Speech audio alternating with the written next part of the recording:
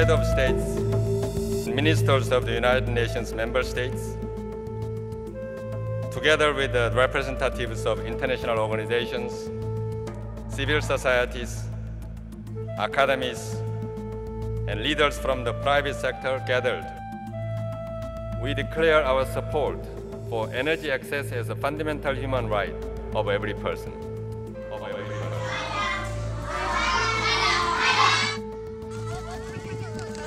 We declare our support for worldwide smart energy movement with the participation by all to build a new energy paradigm towards a new energy civilization of accessible and sustainable resources for all.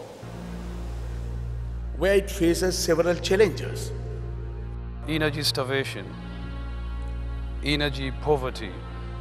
We are wasting too much of energy while others are denied of energy. There is a clear link between access to energy services and poverty alleviation as well as development. Energy is not just about fuel for transportation, electricity for lighting, and power for manufacturing. Access to sustainable, clean energy is the difference between a girl child going to school, a woman working on getting additional income for her family, spending their day looking for fuel wood.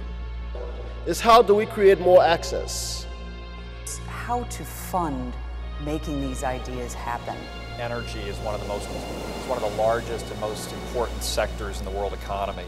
It is linked intrinsically to world economic development. Makes it even more daunting is just the sheer volatility on energy. Given new discoveries, what the price of oil is, the price of natural gas, and the price of capital, that all that volatility makes this an extremely difficult and ongoing process. The world will electrify.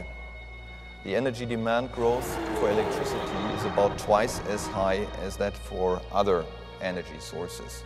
Are the markets well situated today to handle the scale and scope of the capital required globally? There's a moral obligation to make sure these investments are channelized towards long-term prosperity of the humanity. And this is where the emerging markets, I think in many respects, have been somewhat divided. If you want to give 100% access to everybody on this planet, who will pay down the incremental cost? We need to be much more on providing a menu of options. To expand this leadership in the Arab region and to make sure that partnership can be generated so that we support those countries that seems to be still not completely conscious or mindful of the necessity to adopt this concept. The challenge is not if we do that, but when we do that. We live 70 or 80 years. During these years of our life, we should not deplete the resources of this planet for ours, because it doesn't belong to us. It belongs to our children, grandchildren, and their grandchildren after that. The capitalist system says catch them young. Well, I would say for the sake of our future generations, let us teach them young. World Energy Forum embraces politics and business of energy.